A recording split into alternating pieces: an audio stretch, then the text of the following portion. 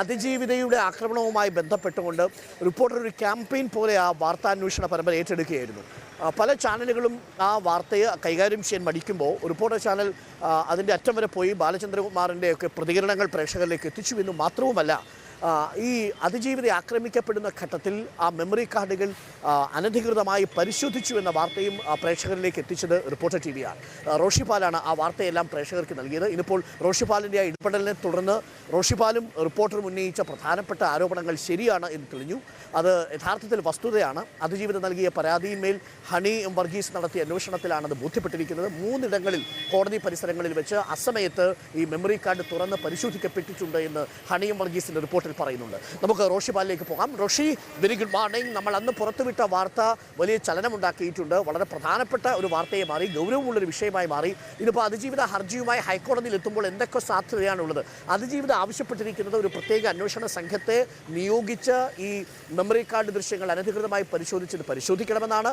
ഒപ്പം honey വർഗീസിൻ്റെ report തള്ളിക്കളയണമെന്നും പറയുന്നു. എന്തൊക്കെയാണ് സാധ്യതകൾ നമ്മൾ മുന്നിൽ കാണുന്നത്? Roshipal, good morning. Good morning. Arunkumar, ഒന്ന്, അതിജീവിത ഇത്തരം ഒരു ഹർജി ഹൈക്കോടതിയിൽ സമർപ്പിക്കുമ്പോൾ ഇതിൽ ആവശ്യപ്പെടുന്ന പ്രധാനപ്പെട്ട കാര്യങ്ങൾ ഈ ഹൈക്കോടതിയുടെ മേൽനോട്ടത്തിൽ IG റാങ്കുള്ള ഒരു പോലീസ് ഉദ്യോഗസ്ഥന്റെ നേതൃത്വത്തിലുള്ള പ്രത്യേക സംഘം ഇത് അന്വേഷിക്കണമെന്നാണ്. രണ്ടാമത്തേത്, ഇപ്പോൾ ജഡ്ജ് ഹണി വർഗീസ് സമർപ്പിച്ച ആ ഒരു റിപ്പോർട്ട് അത് നിയമസാധുതയില്ല. ഹൈക്കോടതി ചില മാർഗനിർദ്ദേശങ്ങൾ എങ്ങനെ അന്വേഷിക്കണം എന്നതിന് മുന്നോട്ട് വെച്ചിരുന്നു. അത് ഒന്നും അംഗീകരിക്കാതെ ആ മാർഗനിർദ്ദേശങ്ങൾ ബോധപൂർവം ലംഘിച്ചുകൊണ്ടാണ് ഈ അന്വേഷണം പൂർത്തിയാക്കിയത്. അതിന് കാരണമായി ചൂണ്ടിക്കാട്ടുന്നത് മൊഴി നൽകിയവർ, അത് കോടതിയിലെ ജീവനക്കാരടക്കം മൊഴി നൽകി, പക്ഷേ അവരുടെ മൊഴി അതിൽ രേഖപ്പെടുത്തിയതല്ലാതെ അതുമായി ബന്ധപ്പെട്ട തുടർ നടപടികൾ, ഈ മൊഴി നൽകിക്കഴിഞ്ഞാൽ അതിൻ്റെ ഡിജിറ്റൽ ഡിവൈസുകൾ അടക്കം പിടിച്ചെടുക്കാനുള്ള നീക്കങ്ങൾ ഉണ്ടാകണം, അതുണ്ടായില്ല. പോലീസിൻ്റെയോ മറ്റേതെങ്കിലും അന്വേഷണ ഏജൻസിയുടെയോ സഹായം തേടണമെന്ന് ഹൈക്കോടതി നിർദ്ദേശിച്ചിരുന്നു. അത് പാലിച്ചില്ല. പോലീസിന്റെ സഹായം തേടാതെയാണ് ജഡ്ജ് അന്വേഷണം പൂർത്തിയാക്കിയത്. മറ്റൊന്ന്, പരാതിക്കാരിയെ വിശ്വാസത്തിലെടുക്കണം, പരാതിക്കാരിയുടെ ഭാഗം കേൾക്കണമെന്ന് ഹൈക്കോടതി നിർദ്ദേശിച്ചിരുന്നു. പരാതിക്കാരിയുടെ മൊഴി പോലും രേഖപ്പെടുത്താതെ അന്വേഷണ റിപ്പോർട്ട് സമർപ്പിച്ചു. മറ്റൊന്ന്, ഹൈക്കോടതി ജസ്റ്റിസ് കൗസർ എടപ്പകത്തിനെതിരെ ഗുരുതരമായ ആരോപണം കോടതി ജീവനക്കാർ ഉന്നയിച്ചിരുന്നു. മെമ്മറി കാർഡ് കയ്യിൽ സൂക്ഷിച്ചു എന്നടക്കം അങ്ങനെ ഒരു ആരോപണം ഹൈക്കോടതി ജസ്റ്റിസിനെതിരെ ഉന്നയിക്കുമ്പോൾ അതിൽ ഹൈക്കോടതി ജസ്റ്റിസിന്റെ മൊഴി രേഖപ്പെടുത്തണം, അദ്ദേഹത്തിൻ്റെ ഭാഗം കേൾക്കണം, അതും ഉണ്ടായിട്ടില്ല. ഇങ്ങനെ ഒരു ഏകപക്ഷീയമായ റിപ്പോർട്ടാണ്, അന്വേഷണ റിപ്പോർട്ടാണ് ഹണി വർഗീസ് ഹൈക്കോടതിയിൽ സമർപ്പിച്ചിരിക്കുന്നത്. അതുകൊണ്ട് തന്നെ ഈ റിപ്പോർട്ട് പൂർണ്ണമായും തള്ളി ഒരു പുനരന്വേഷണം, അതും IG റാങ്കുള്ള ഉദ്യോഗസ്ഥന്റെ നേതൃത്വത്തിൽ ഹൈക്കോടതിയുടെ മേൽനോട്ടത്തിൽ ഉണ്ടാകണമെന്ന ആവശ്യമാണ് അതിജീവിതം മുന്നോട്ട് വെച്ചത്. ഇതിൽ പ്രധാനപ്പെട്ട മറ്റൊരു കാര്യം കൂടിയുണ്ട്. കാരണം ഈ മെമ്മറി കാർഡിലെ ദൃശ്യങ്ങൾ കാണുക എന്ന ഉദ്ദേശം മാത്രമല്ല എന്ന് അതിജീവിതം സംശയിക്കുന്നു.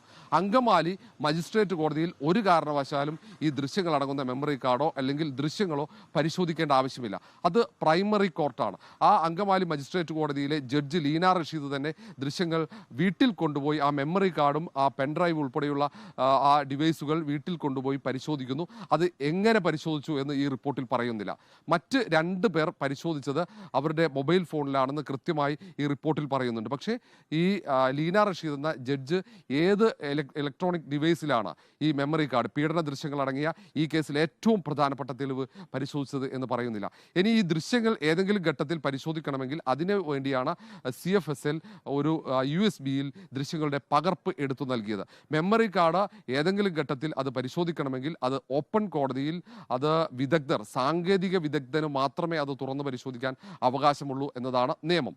ആ നിയമങ്ങൾ മുഴുവൻ കാറ്റിൽ പറത്തി ഈ നിയമങ്ങളൊക്കെ അറിയാവുന്നവരാണ് ഈ ജുഡീഷ്യൽ ഓഫീസർമാരും ഇത്തരം ഡിജിറ്റൽ ഡിവൈസുകളടക്കം സൂക്ഷിക്കാൻ ചുമതലയുള്ള ഉദ്യോഗസ്ഥന്മാരും.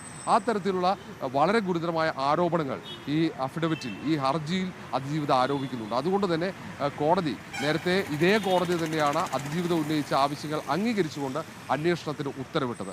അതുകൊണ്ട് കോടതി ഈ കാര്യത്തിൽ അനുകൂലമായ ഒരു ഉത്തരവ് നൽകുമെന്ന പ്രതീക്ഷയാണ് അതിജീവിതക്കും അതിജീവിതയോടൊപ്പമുള്ളത്. റോഷി, നമ്മൾക്ക് എല്ലാവർക്കും ആ പ്രതീക്ഷയാണുള്ളത്. കാരണം നിയമവിരുദ്ധമായി താൻ ആക്രമിക്കപ്പെട്ട ദൃശ്യങ്ങൾ തുറന്ന് കണ്ടവരെ നിയമത്തിന് മുന്നിൽ തന്നെ കൊണ്ടുവരണം. അതും കോടതിയുടെ ഭാഗത്തു നിന്ന് അങ്ങനെയൊരു നടപടി ഉണ്ടായി എന്നതാണ് നമ്മളെയൊക്കെ ഞെട്ടിക്കുന്നത്. നമ്മളൊക്കെ അഭയസ്ഥാനമായി ആഗ്രഹിക്കുന്ന കോടതികൾ, നീതിന്യായ വ്യവസ്ഥയുടെ ഭാഗമായിട്ടിരിക്കുമ്പോൾ ഒരു സ്ത്രീ ആക്രമിക്കപ്പെട്ടാൽ അതിന് ദൃശ്യങ്ങളടങ്ങിയ മെമ്മറി കാർഡ് നിയമവിരുദ്ധമായി അസമയത്ത് പരിശോധിക്കുക, അതിൽ ഹൈക്കോടതിയുടെ മുൻ ഒരു ജഡ്ജിയുടെ പേര് കൂടി പരാമർശിക്കുന്ന സാധാരണമായ സാഹചര്യം ഉണ്ടാകുന്നു. ഉണ്ടാകുന്നു. ഈ വിഷയങ്ങളൊക്കെ പരിഗണിച്ചുകൊണ്ടാണ് ഇപ്പോൾ ഹൈക്കോടതി ഈ ഹർജി പരിഗണിക്കുക. ഹൈക്കോടതി അതിജീവിത നൽകിയ ഹർജിക്ക് അനുകൂലമായ നിലപാടെടുക്കും എന്ന് തന്നെയാണ് നമ്മുടെ പ്രതീക്ഷ. ഉച്ചയോടുകൂടി നമുക്ക് ആ വാർത്തയുടെ കൂടുതൽ വിശദാംശങ്ങളിലേക്ക് എത്താം.